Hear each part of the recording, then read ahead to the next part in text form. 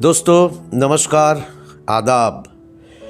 Dhanvantari bioscience की जो बीमारी की पहचान वाला जो सीरीज चल रहा है, आज उसकी चौथा दिन है, चौथा बारी है।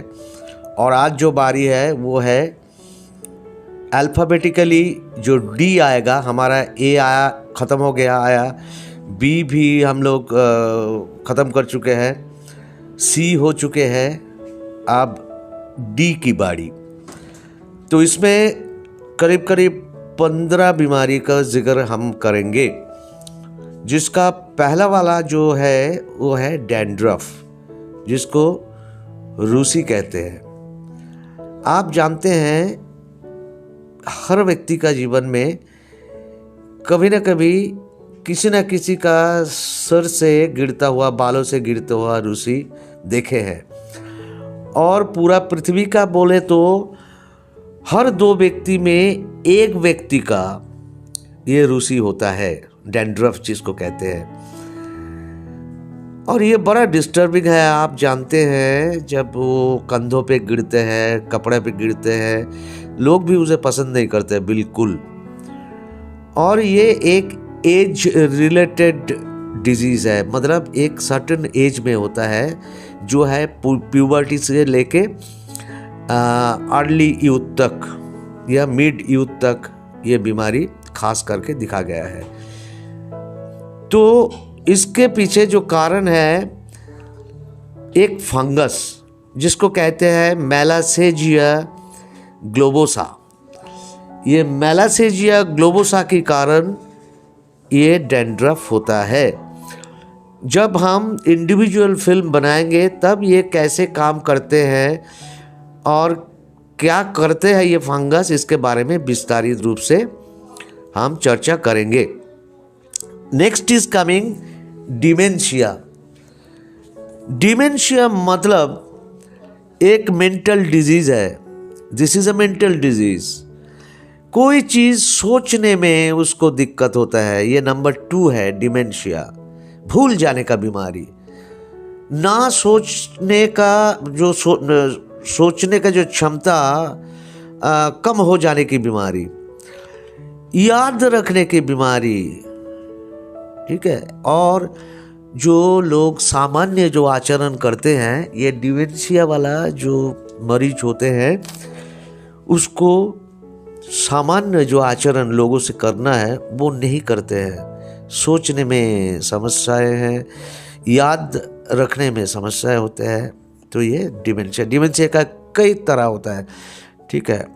तो इसका बारे में हम विस्तार से चर्चा करेंगे जब इंडिविजुअल हमारा वीडियो बनेगा। 3 नंबर डेंगू। आप जानते हैं मच्छर के कारण, जैसे चिकनगुनिया में हमने सी का जो सीरीज चल रहा था उसमें हम जिक्र किए थे, वैसे डेंगू भी मच्छर के कारण होता है, डेंगू वायरस, राइट। 3। चौथा नंबर 4 डिप्रेशन। डिप्रेशन आप जानते हैं मानसिक अवसाद। मानसिक अवसाद ये बड़ा खतरनाक चीज़ है। लोगों का तरह तरह की समस्याएं होते हैं। ये लोगों से मिलना नहीं चाहते हैं, हमेशा अकेला रहना चाहते हैं। और डिप्रेशन बढ़ते बढ़ते ऐसी होता है कि उसका भूख खराब हो जाता है, रात में नींद नहीं होते हैं, हमेशा शरीर में बेचैनी रहते हैं। और इसको अगर इलाज नहीं किया जाते हैं तो आप जानते हैं इसका एंड रिजल्ट होता है खुदकुशी। खुदकुशी मतलब सुसाइड। आप एक चीज़ जान लो, ज़्यादातर लोग जो खुदकुशी कर लेते हैं वो ये डिप्रेशन, जब डीप डिप्रेशन हो जाता है उसके मन में, उसके कारण, इसका ऊपर भी हम लोग चर्चा करेंगे। कौन कौन सी हार्मोन सिक्रेशन होता है, क्या क्या होता है, सारी चीज़ हम लोग बताएंगे। Number 5 dermatitis. डर्माटाइटिस मतलब कुछ नहीं है, ये जो स्किन का जो त्वचा के डॉक्टर होते हैं ना, उनको कहते हैं डर्माटोलॉजिस्ट। मतलब डार्मा मतलब त्वचा। इसका 3 हिस्सा होता है, हम विस्तार में बताएंगे। तो डर्माटाइटिस मतलब स्किन के ऊपर, त्वचा के ऊपर किसी प्रकार की अगर कुछ इन्फेक्शन वगैरह होता है तो उसको डर्माटाइटिस में डाला जाता है। जैसे आपका होता है ना एक्जिमा। एक्जिमा तो कुछ नहीं है, ये तो कॉन्टैक्ट डर्मेटाइटिस है, एक किस्म का। कॉन्टैक्ट डर्मेटाइटिस के कारण एक किस्म का हमारा जो एक्जिमा ये होता है। Number 6, diabetes neuropathy. Diabetic patient अगर जो मधुमेह की जो ब्लड शुगर की जो पेशेंट होता है, वो लगातार अगर उनका शुगर को कंट्रोल में नहीं लाते हैं तो धीरे धीरे ये क्या करता है, ये शुगर इकट्ठा होता है खून में। जो एक्स्ट्रा जो ज़्यादा शुगर का लेवल जब ज़्यादा हो जाता है तो ये नस के ऊपर, हमारी जो नर्व्स होता है, नर्व्स के ऊपर जो नॉन कंडक्टिंग सब्सटेंस है, इसका बारे में हम विस्तार से चर्चा करेंगे, उसको धीरे धीरे डैमेज कर देते हैं, और जिसके कारण खास करके नीचे हिस्से में शरीर का, पाँव में घाव बन जाते हैं, छाला हो जाते हैं, धीरे धीरे उसको काटना पड़ता है, एम्प्यूट करना पड़ता है। ऐसा खतरनाक चीज़ होता है डायबिटीज़ को कंट्रोल नहीं करने से। ये बीमारी को कहते हैं, आप फोटो में देख सकते हैं, this is called diabetes, diabetic neuropathy. Diarrhoea. Diarrhoea मतलब बार बार पिचकारी जैसा दस्त होना बार बार। ये कुछ नहीं है, डायरिया हमारा शरीर खुद ब खुद तैयार करते हैं। हमारा शरीर में खान पीन का साथ, पानी का साथ, खाने के साथ अगर ऐसे कुछ चला गया जिसका जो शरीर को पसंद नहीं है, शरीर क्या करता है, इसको निकालने का कोशिश करता है। डायरिया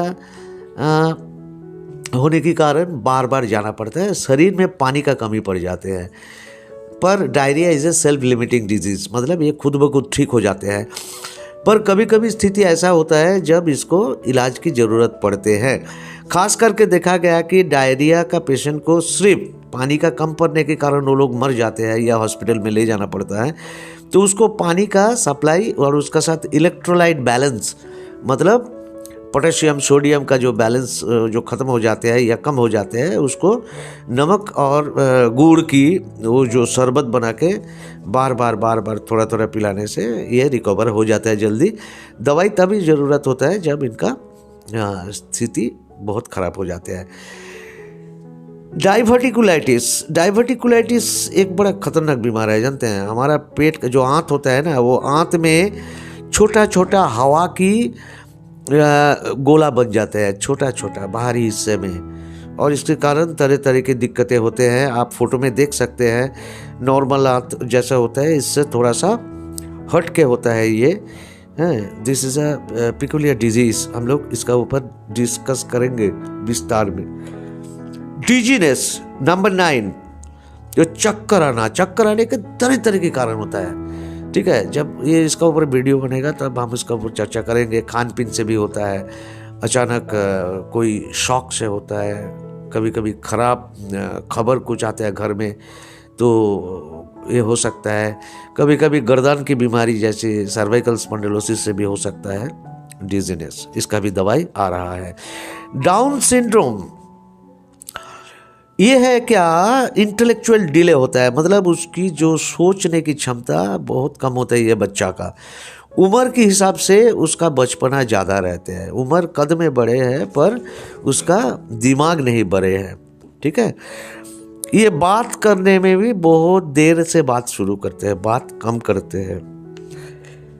लंबाई, कद पे ऐसा नहीं बढ़ता है पर बूढ़ापा जैसी चेहरा होता है। उसका मुंह देखने से ही समझ जाएंगे ये डाउन सिंड्रोम की बच्चा है, ठीक है। समझने का और सोचने का क्षमता इन लोगों का बहुत कम होता है, डाउन सिंड्रोम, ठीक है।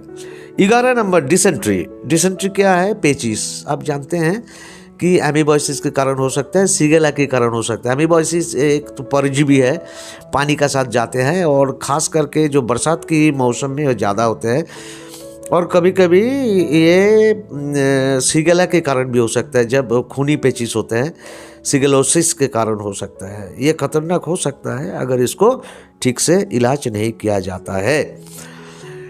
देन डिसफंक्शनल यूटेराइन ब्लीडिंग, मतलब इसको और एक मेडिकल टर्म है, इसको कहते हैं एनोवुलेटरी ब्लीडिंग। माने इसका मतलब है क्या, एक महिला का जैसे मासिक होना चाहिए ना, जो मासिक महीना में एक बार आता है, उसको तो हार्मोन कंट्रोल करता है, आप लोग सब जानते हैं इसके ऊपर। तो हॉल में हमारा ट्रेनिंग टीम आप लोगों को बहुत ट्रेनिंग करवाए।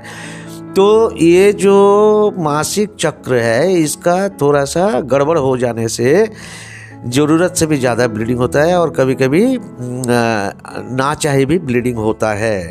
इसका भी दवाई हमारा है और कुछ बेहतरीन दवाई आने का संभावना है आपका पास। हम लोग आपको पहुंचा देंगे, ठीक है, आप तक ये पहुंच जाएंगे।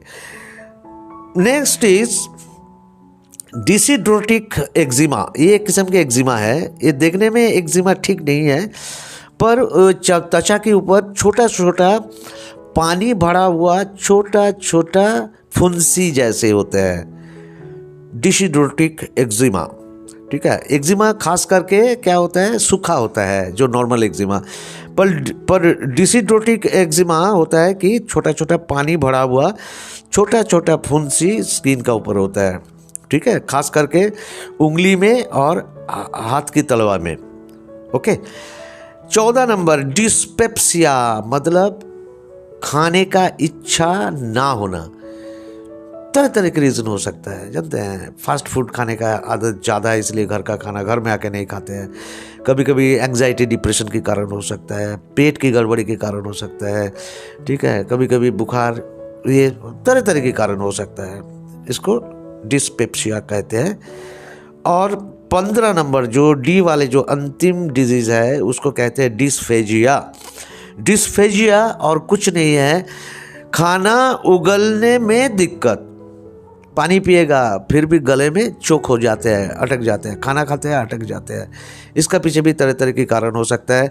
पर ये एक चीज़ जान लीजिए कि अगर किसी की ऐसी होता है सो के खाना खाते हैं तो उनका तो दिक्कत होगा ही, उसको डिस्फेजिया नहीं कहेंगे, ठीक है। बॉडी पोस्चर चेंज करके खाएगा और वो नहीं उगलेगा तो उसको डिस्फेजिया नहीं कहेंगे। नॉर्मल जो होता है, सामान्य रूप से जो आदमी जो खान पीन करते हैं वो खाने में भी उसका दिक्कत होता है, इसको हम डिस्फेजिया कहेंगे। तो चलिए, आज डी की बारी ख़त्म हुआ।